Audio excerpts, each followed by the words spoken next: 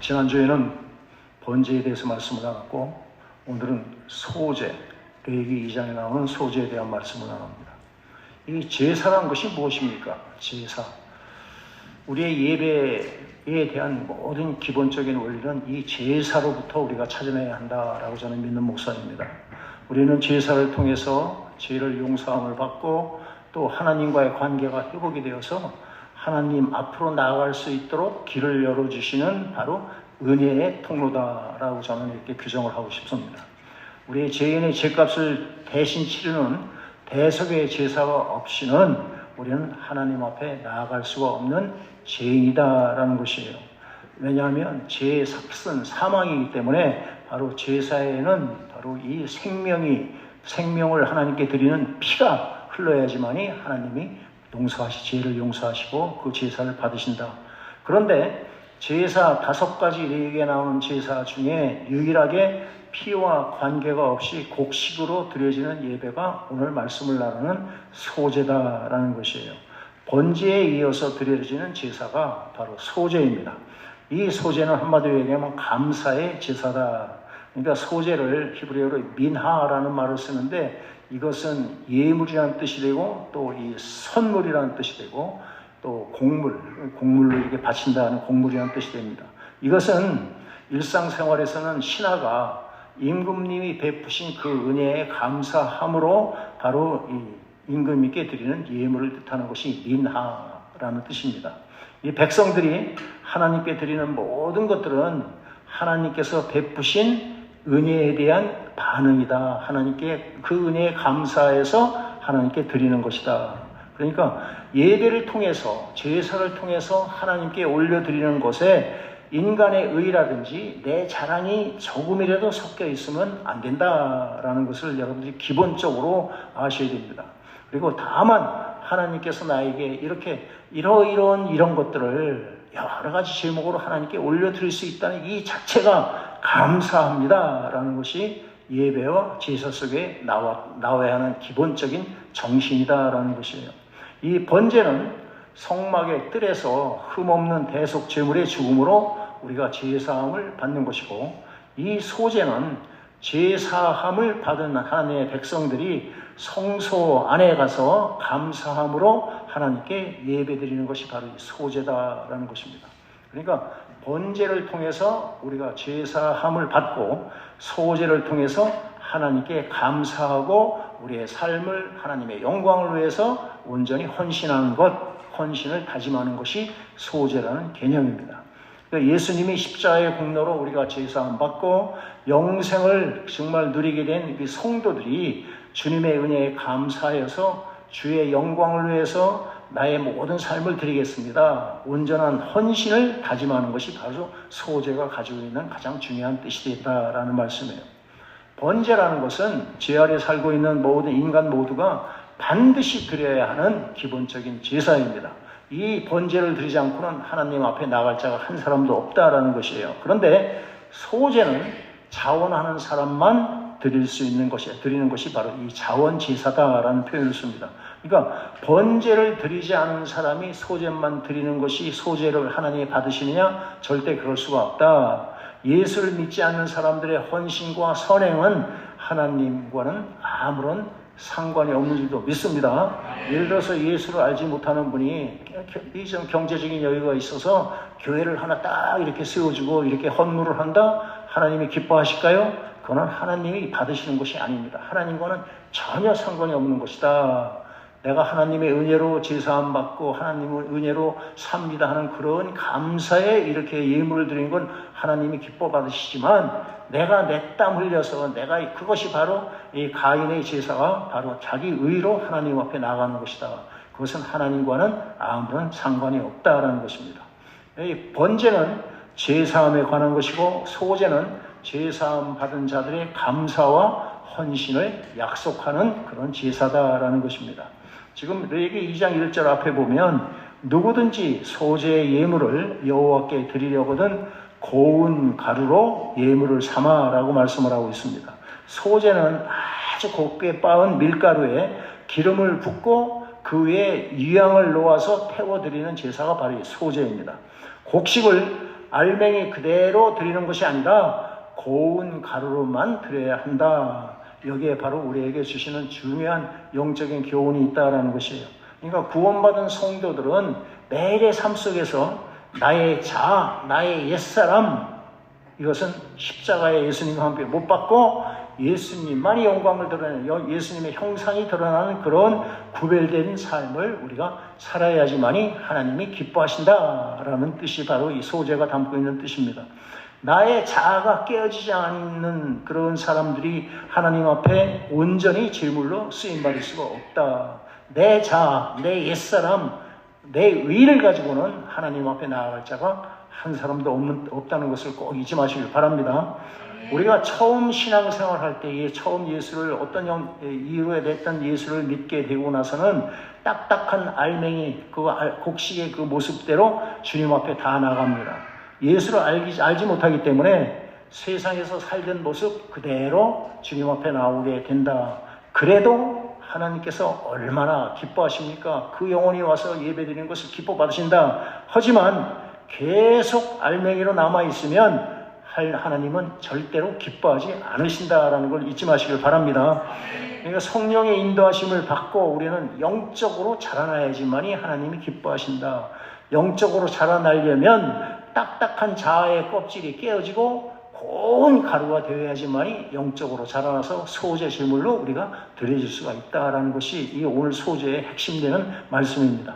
우리가 딱딱한 곡식을 고운 가루로 만들려면 우리가 어떤 과정을 지나야 됩니까? 이 미라를 절거해 놓고 빻습니다. 그리고 나서는 아주 촘촘한 채에 이렇게 채질을 해서 이렇게 고운 가루를 걸러냅니다.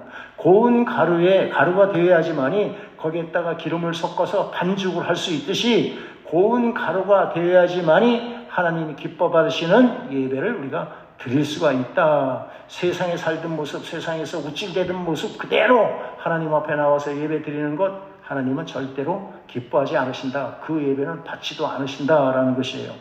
나 잘났다고 의시되고 뽐내려고 교회에 나오는 것이 아니라 나 같은 죄인을 위해서 십자가에 돌아가신 그 주님의 은혜에 감사하여서 나의 딱딱한 자아가 깨어져서 예수님처럼 고운 가루가 되기 위해서 예수님의 모습으로 우리가 변화받기 위해서 우리는 교회에 나온 줄로 믿습니다. 우리가 사람들에게 인정받기 위해서 교회에 나오는 것이 아니라 내가 내 자아가 깨어져서 하나님이 기뻐 받으시는 소재 제물이 되기 위해서 교회에 나온다. 아멘이십니다. 딱딱한 자아가 깨어지고 으스러질 때 얼마나 힘듭니까? 얼마나 고통스럽겠습니까? 그렇지만 그 과정을 거치지 않고는 하나님께 드리는 소재 제물, 고운 가루가 될 수 없다라는 것입니다. 여러분들 신앙생활하면서 정말 세상에서 내가 내 식으로 살 때는 알 필요도 없는 그런 사람들하고 같이 이렇게 친교를 나누고 같이 신앙생활하면서 힘든 일도 많고 이해가 안 되는 일도 많고 내 자아가 많이 상처받는 일이 많습니다만 그 과정은 하나님께서 우리를 필수적으로 나를 깨트리기 위해서 거치게 하는 광야의 생활인 줄로 믿으시길 바랍니다. 출애굽한 이스라엘 백성들은요 구원을 받았습니다. 그렇지만 그들은 구원을 받고 홍해를 건너서 바로 가나안 땅에 들어간 것이 아니고 광야 40년을 지나게 하셨다. 그것이 하나님의 방법이다. 그러니까 광야를 지나야지만이 약속의 땅에 들어갈 수가 있다라는 것이에요. 그러니까 고난의 용광로에 들어갔다 나오지 않으면 절대로 순금이 될 수 없습니다. 그리고 고난받는 그 절고통에 들어가서 우리가 정말 힘든 일을 겪지 않으면 절대로 고운 가루가 될 수 없습니다. 고난을 이겨내지 못하고 절고통에서 튀어나간 못 살겠다 그러고 튀어나간 그 알곡들은 하나님이 받으시는 제물로 드릴 수가 없다. 이해가 되시죠? 욥보다도 성경에서 더한 고난을 받은 사람은 없죠.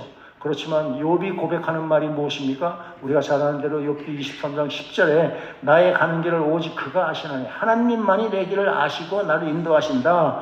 하나님이 나를 단련하신 후에는 내가 무엇같이 되어 나온다? 정금과 같이 되어 나온다. 할렐루야. 그러니까 자신에게 닥친 모든 고난은 이 욥을 하나님의 사람으로 연단하기 위해서 하나님이 허락하셨다라는 믿음의 고백을 하는 것이다.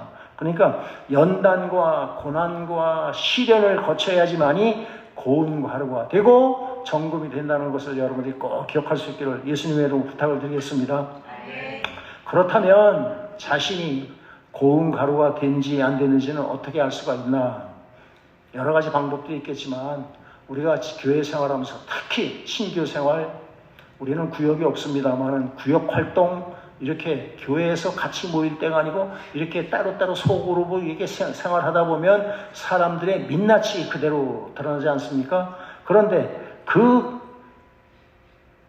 교회 생활, 그러니까 그 성도들 간의 교제를 하면서 연합하고 그냥 있는 둥 없는 둥 정말 항상 빠지지 않고 그 자리를 지키는 사람이 있는가 하면 꼭 있다는 표시를 내는 사람이 있어요. 여러 가지 면으로 혼자 이야기하고 혼자 뭐 예수 잘 믿는 것처럼 하고 또 아니면은 또 불평불만하고 뭐 별 방법으로 예배를 방해하는 사람들이 있습니다.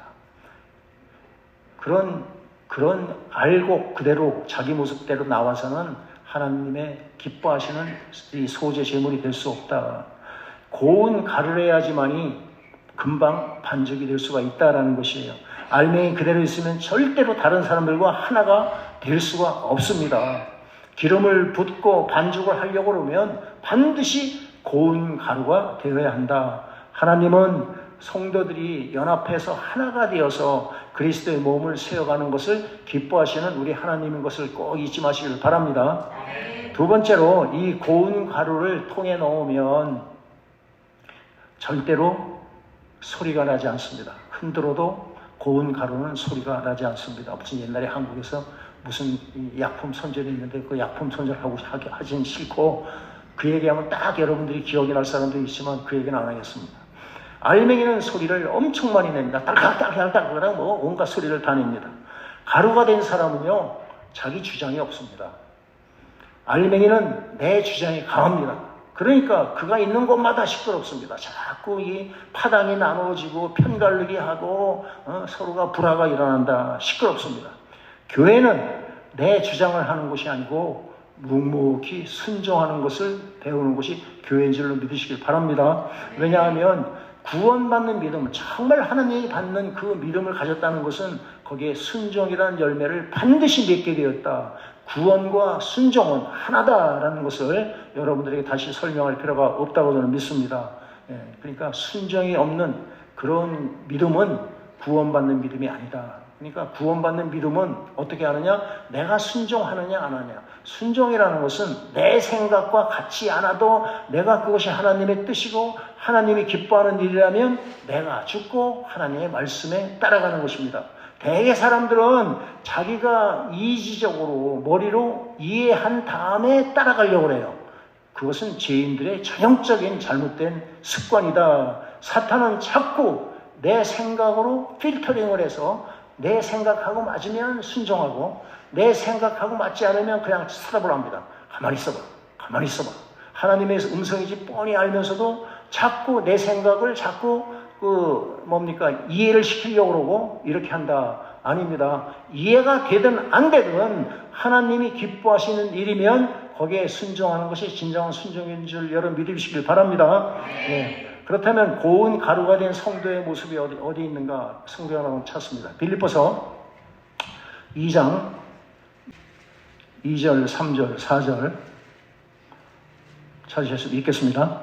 마음을 같이하여 같은 사랑을 가지고 뜻을 합하며 한 마음을 품어 아무 일이든지 다툼이나 허용으로 하지 말고 오직 겸손한 마음으로 각각 자기 남을 낮게 여기고 각각 자기 일을 돌볼 뿐더러 또한 각각 작은 사람들의 일을 돌보아 나의 기쁨을 충만하게 하라 하며 한 마음을 가져야 되고 겸손한 마음을 갖고 남을 나보다 낮게 여기고 남을 돌볼 수 있는 그런 삶을 사는 사람이 진정으로 예수의 피로 죄씻음 받고 구원받은 성도의 삶인 줄 믿으시길 바랍니다.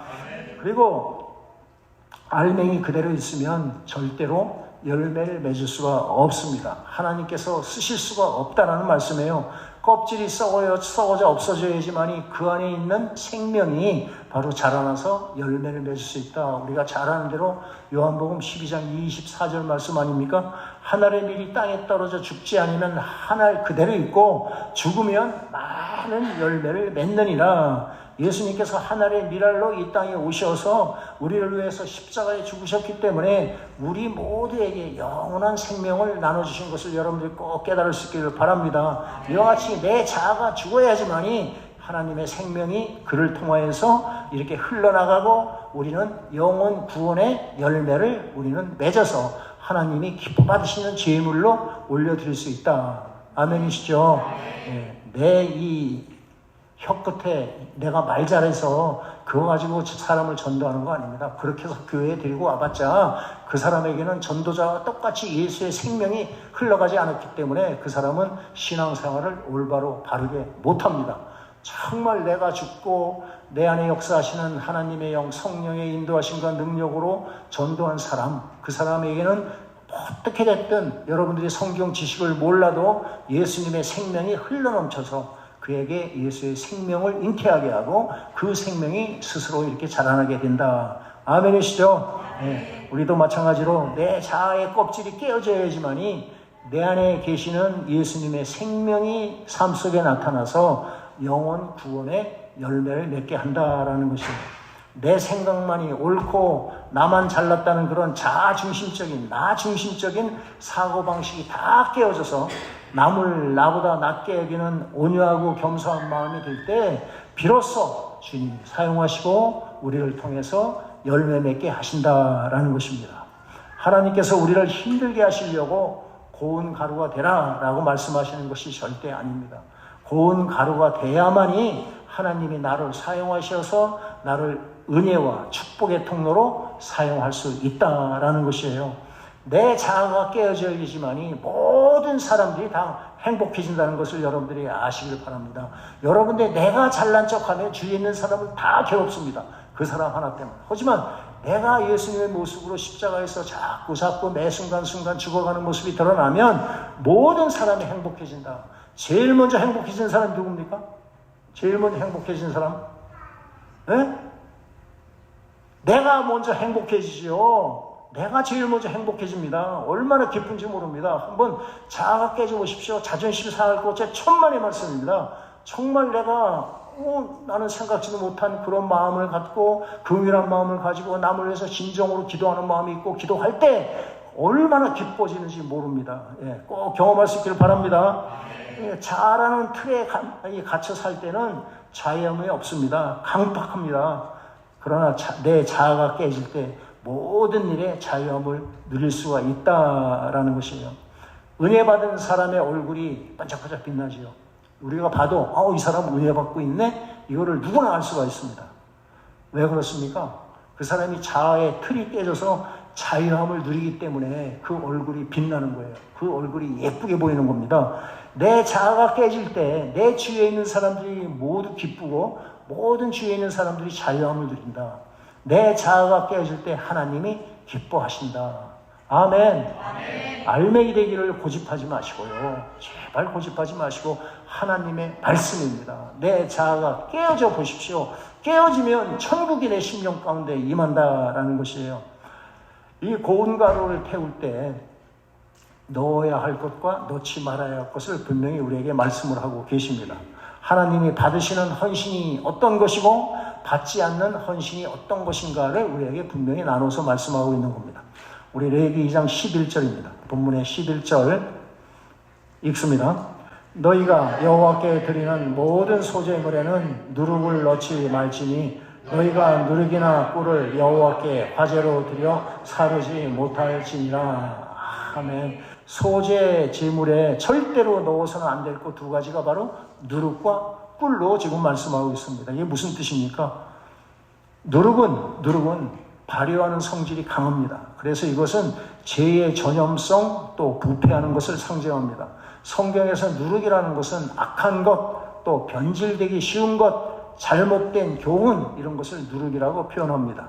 누룩을 넣지 말라는 것은 우리의 헌신이 하나님의 영광을 드러내기 위해서 나를 드리는 그 헌신이 외식적이거나 내 욕심을 위한 것이 아니라 진실되고 순수한 것이라야 한다라는 것을 바로 누룩을 넣지 말라는 말씀에서 우리에게 메시지를 주시는 것이에요. 사람에게 잘 보이려고 하거나 또는 내 유익을 위한 것이 아니라 주님을 향한 순수하고 진실된 그 사랑의 마음으로 헌신해야 한다는 것을 우리에게 강조하면서 말씀을 하신다라는 것이에요.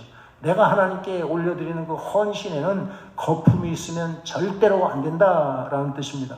누룩은 나만 오염시키는 것이 아니고 내 주위 사람들까지도 오염시킨다라는 것입니다. 두 번째, 꿀을 넣지 말라고 말씀합니다. 꿀을 먹어보셨죠? 꿀은 내 혀를 달달하게 해서 다른 꿀을 먹으면서 음식을 먹어보십시오. 다른 음식 맛을 압니까? 모릅니까? 알 수가 없습니다. 이 꿀 때문에.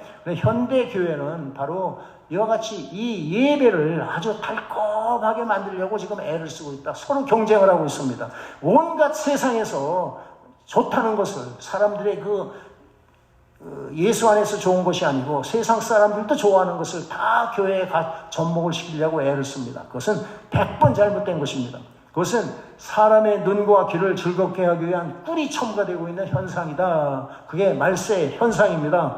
하나님께 드리는 예배가 사람을 위한 예배로 변질되고 있다라는 것이에요.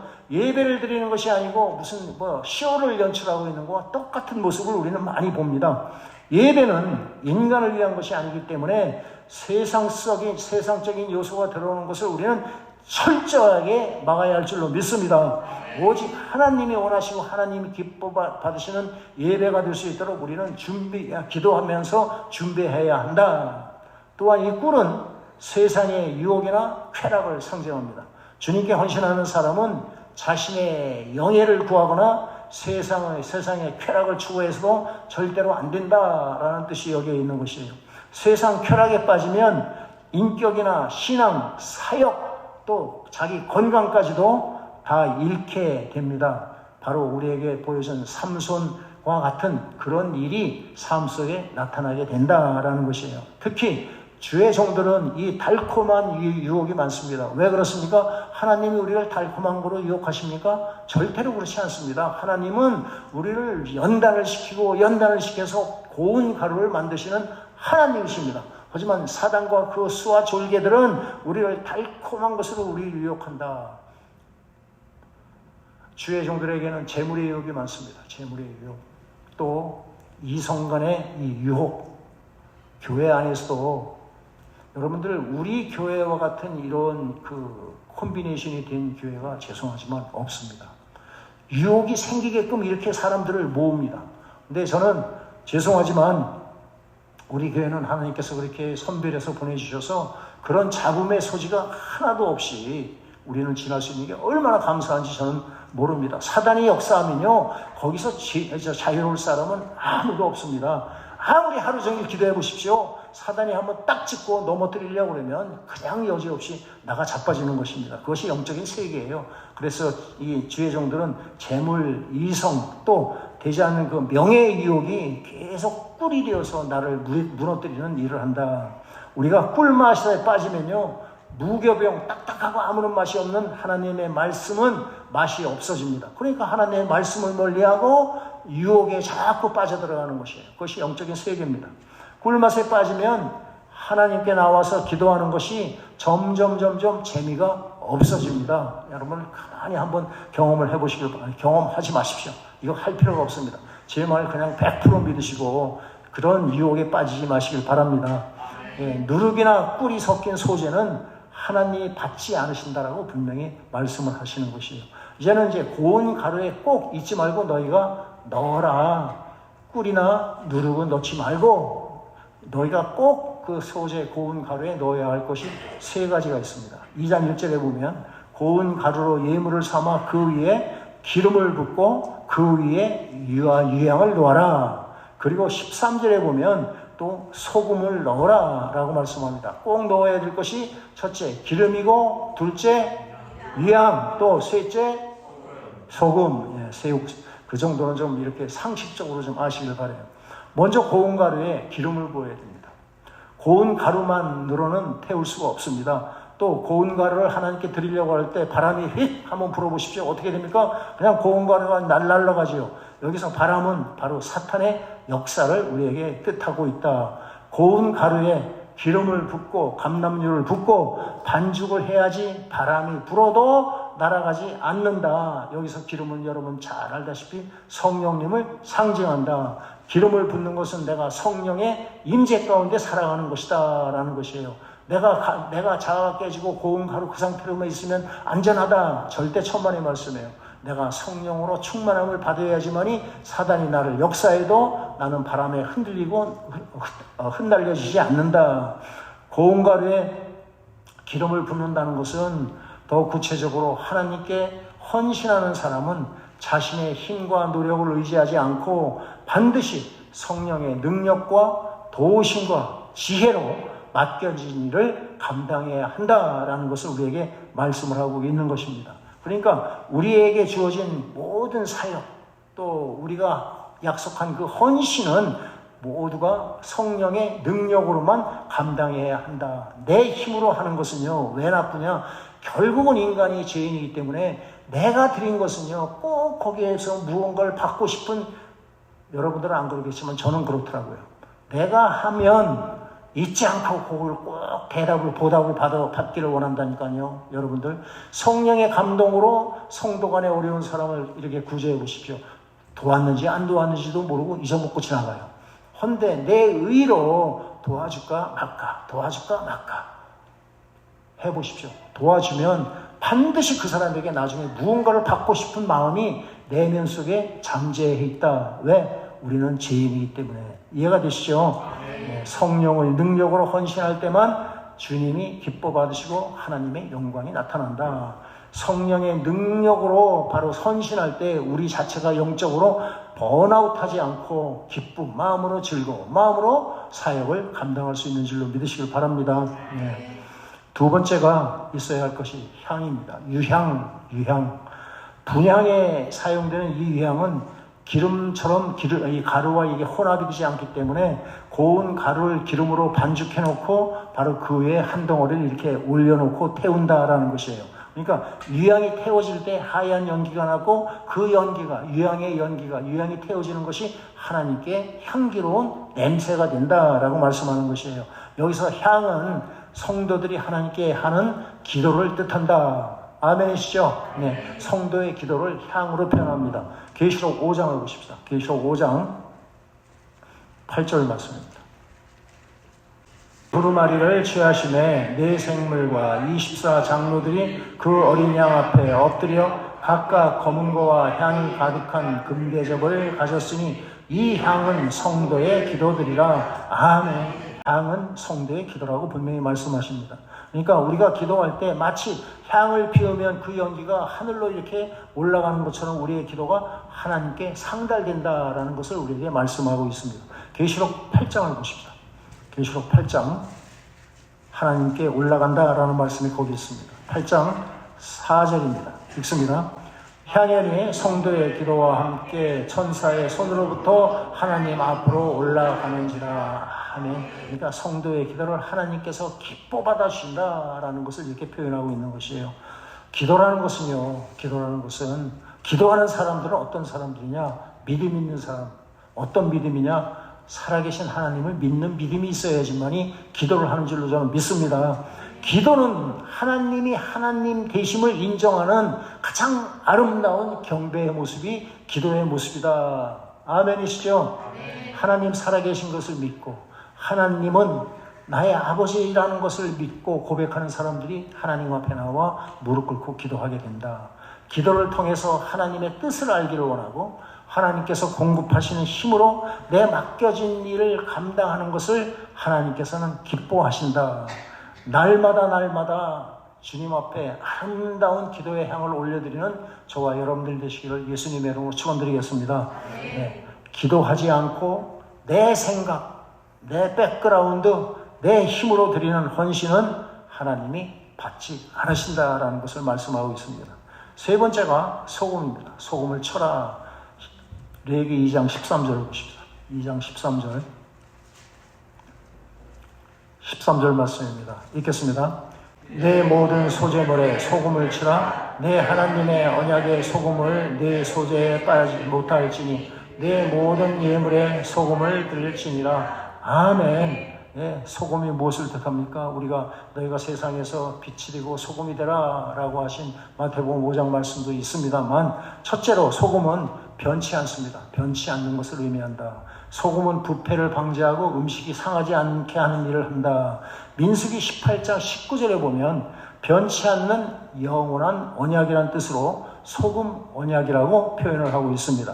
그러니까 주님을 향한 우리의 헌신도 이 소금과 같이, 변치 않는 소금과 같이 변치 않는 헌신이 되어야 한다라는 말씀으로 받으시길 바랍니다. 그러니까 왜냐하면 모든 헌신, 모든 봉사, 모든 섬김은 사람을 위한 것이 아니고 하나님의 영광을 위해서 하는 것이기 때문이다. 헌신과 봉사의 약속은요, 누구와 하는 겁니까? 하나님과 맺는 우리의 약속입니다.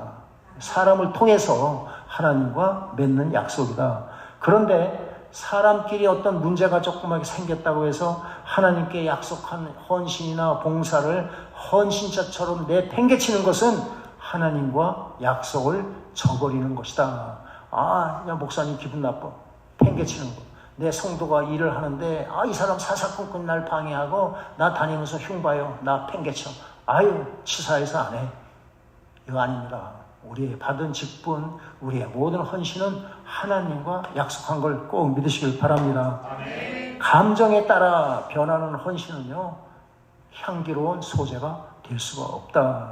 아멘이십니다. 아멘. 일단 사역을 맡았으면 이 일을 감당하다가 내가 순교하겠다는 마음으로 우리는 직분을 감당해야 할 줄로 저는 믿습니다. 감정이나 충동적인 헌신이 아닌 신실하신 하나님이 살아계신 것과 같이 신실하신 하나님의 자녀다운 헌신이 되어야 한다. 그래서 소금을 쳐라 변치 말고 변하지 말라라는 말씀을 하는 것이에요. 두 번째로 이 소금은 어디 가든지 음식에 간을 맞추고 맛을 냅니다. 또 소금은 우리 인체, 몸에 절대적으로 필요한 요소입니다. 소금이 맛을 내고 부패를 막으려면 어떻게 됩니까? 소금이 그냥 덩어리 있는 것이 아니고 녹아져야 된다. 음식물에 이렇게 녹아져야 된다.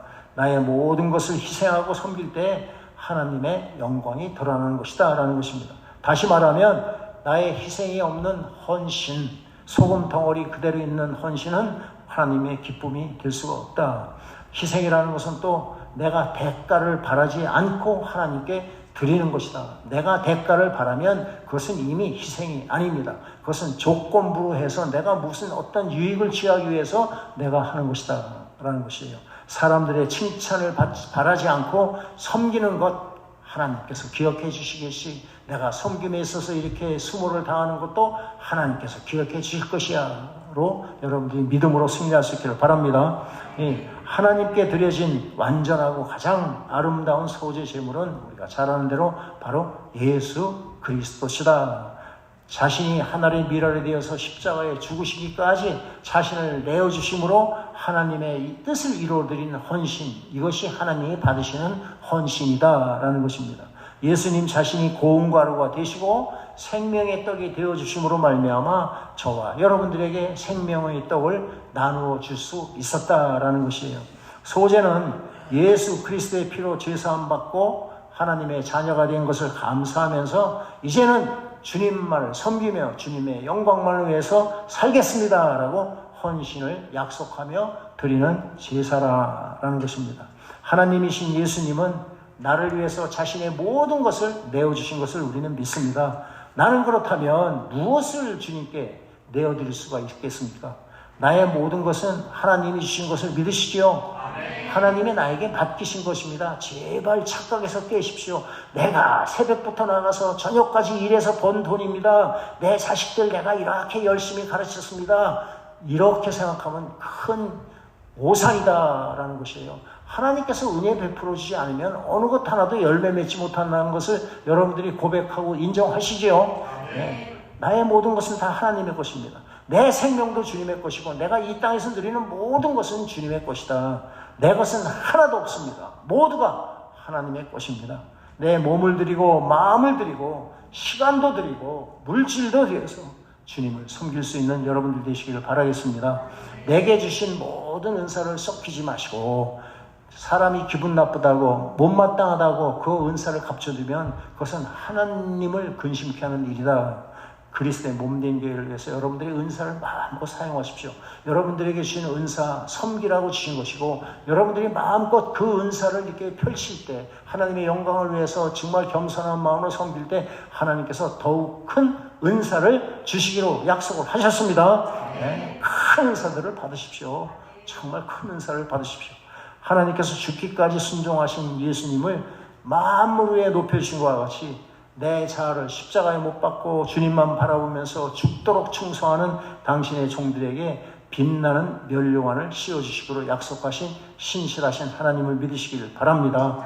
저와 여러분들 모두가 하나님께 올려드리는 온전한 소재 제물이 되어서 여호와께 향기로운 냄새가 되시기를 예수님의 이름으로 축원드리겠습니다. 네, 우리